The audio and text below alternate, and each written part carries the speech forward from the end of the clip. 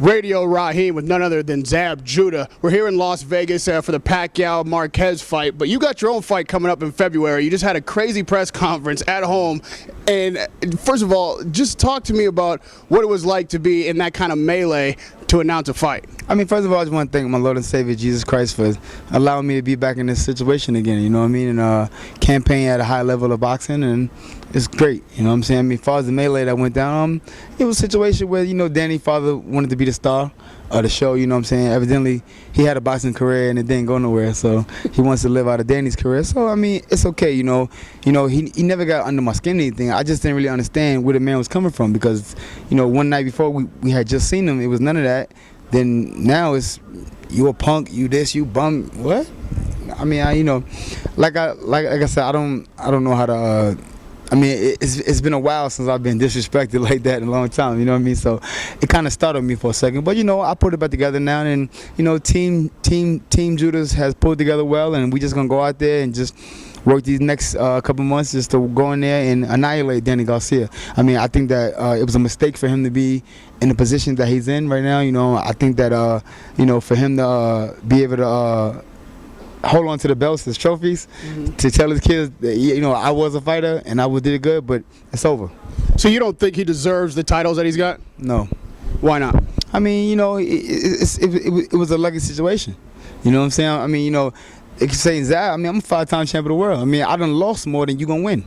You know what I mean? I mean, like, it's come on, like, it's crazy. You know what I mean? Like, you know, for his father to just disrespect me, I think I needed it a little bit though. Right? You think that maybe got you into the fight? Because what people will compare it to is obviously what happened with Amir Khan. Yeah. You know, a lot of people predicted that Amir Khan would be able to win that fight, but maybe he was a little bit out of his head game, and maybe Danny Garcia's father had something to do with that. You know, we've been in this game for so long, man. I done been through so many shenanigans and antics like this little, like this is one of my smaller antics that went down. I mean, yeah, you guys know from years and years I done been in some big stuff. You know, this is small right here, you know what I'm saying? I mean, like I said, February 9th, watching Angel Garcia come in the ring and pick up Danny off the floor, it's satisfaction.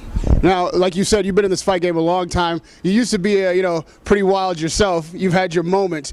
On that day, did you kind of tap back into the old Zab Judah for a minute? Well, you know what, once you kill something and finish it, you can't tap back into it. It's finished, it's gone, you know what I'm saying? But I'm human. I'm a man at the end of the day, you know what I'm saying? I mean, there's but so much any human being can take. You know what I'm saying? I'm far from perfect. You know what I'm saying? Only man who was perfect in this world was Jesus Christ. You know what I'm saying? And I'm far, nowhere near that. You know what I mean? So yeah, I'm going to slip and slide in there. But you know, I'm back though. You know what I'm saying? I mean, it was fun while it happened, no. But now, February 9th. Now, February 9th is going to be in your backyard. Obviously, you know, he's a Philly guy, so he's coming to your home to try to disrespect you in the ring as he did outside of the ring. Does that add fuel for you? Does that make you focus and train harder? Well, you got to understand the history of Brooklyn. The Brooklyn people, period. The mentality we have. You don't got too many stories of hearing things about people winning to Brooklyn and took anything. I don't know too many stories where people went into Brooklyn and took nothing.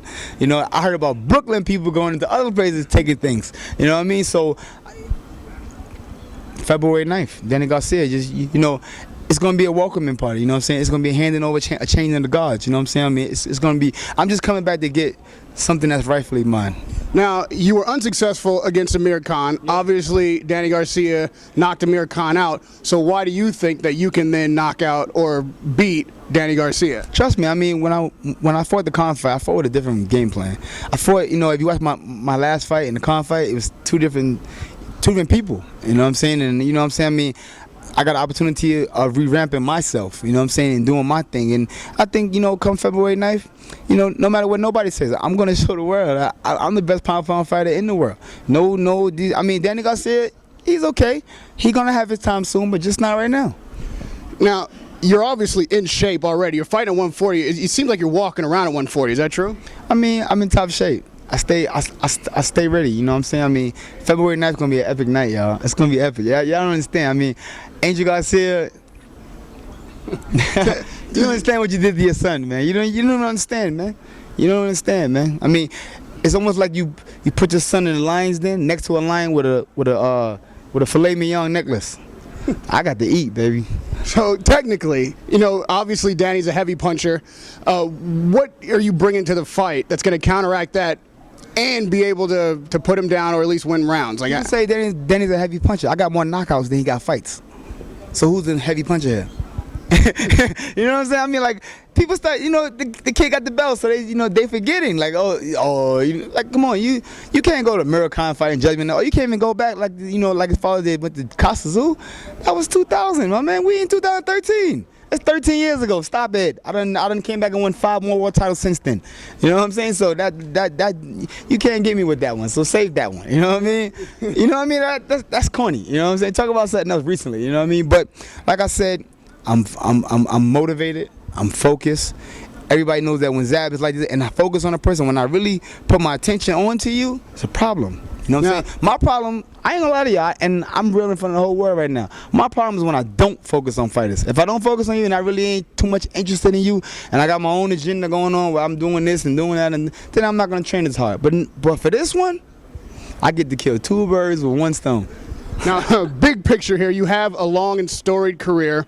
There was a time when people thought that it may be over. You've returned with, a new passion. You've returned a more mature guy. You found God, all of that. What is it that you need to get out of this boxing game before you get out of this boxing game? I mean, I don't know. I mean, I'm having fun. I mean, if that's the question, like, Zab, you did a lot. You're older now, you're 35. I mean, there's a lot of great Chris Cole's both older than me. Floyd Mayweather, the best pound-for-pound fighter, older than me. There's a lot of guys older than me. So when people say age, I think the reason why people keep going back to the age thing is because I turned professional at 18 years old. I was champ of the world at 21. So from 21, and I'm 35 now, all you've been hearing about in championship level is Zab Judah. So I'm pretty sure you people are tired of seeing me. You know what I'm saying? But just hold on for a couple more years. Let me finish up what I'm doing, and then I'll gracefully bow out. So the championships, legacy, pride? No, it's fun, man. This is what I do. I mean, I've boxed since the age of 6 years old. This is the only thing I've ever done in life. I mean, I've never had a job. I've never worked nowhere. I've never done nothing in life. I mean, God's been good to me with the sport of boxing. I mean, He gave me my skills at a young age and allowed me to go in there and do great things, you know what I'm saying? And I feel privileged in this situation. So it's not about it's just about when you spend your life in doing something. It's just hey, I'm gonna ride this out till it's all over. You know what I'm saying? The day when I wake up and it's time for me to go train, and my body say, nah, I don't feel like that today, then I know that it's time. But my body wakes me up and say, man, let's go, let's do this. So you know what I'm saying? As long as my mind and my mental is the way it is, they're gonna be seeing a lot more of me. And lastly, Zab, you weren't the only one upset at that press conference. Yeah. There were a lot of Brooklynites there, standing on the chairs and knocking over tables. To the guys that were there at your back, talk to them about these guys that came in here and disrespected you in your home. Talk to these fans that are coming out to see you in Brooklyn to defeat Danny Garcia. Tell them, what they can expect. No, I mean, to my fans, to my Brooklyn fans, I mean, y'all already know what it is. I mean, you know what I'm saying? We turned up. We ready, you know what I'm saying? I mean, this is a homecoming, you know what I'm saying, for us. And, homecomings, we don't lose, you know what I'm saying? And we're going to come in there and put on the best thing. But I also tell Angel, it was a very dangerous situation for him to come into Brooklyn the way he did and just disrespect the people of Brooklyn, disrespect Brooklyn name itself, and knowing that February 9th, you got to come back to the city.